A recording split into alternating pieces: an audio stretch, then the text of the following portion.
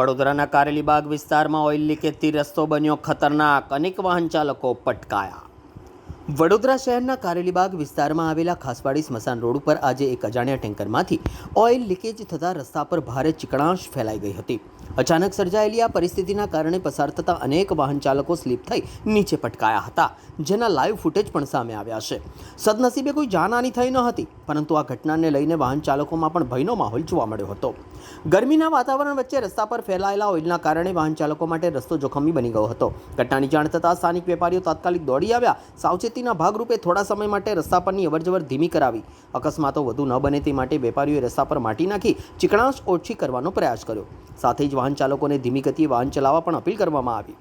એક તરફ આજે શુક્રવાર હોવાના કારણે નજીકની મસ્જિદમાં પણ નમાઝ અદા કરવા મોટી સંખ્યામાં લોકો પહોંચતા હોય છે, ત્યારે નમાઝીઓને તેમજ અન્ય રાહદારીઓને મુશ્કેલી ન પડે તે માટે સ્થાનિકો અને વેપારીઓએ મળીને પરિસ્થિતિ સંભાળવાનો પ્રયાસ કર્યો।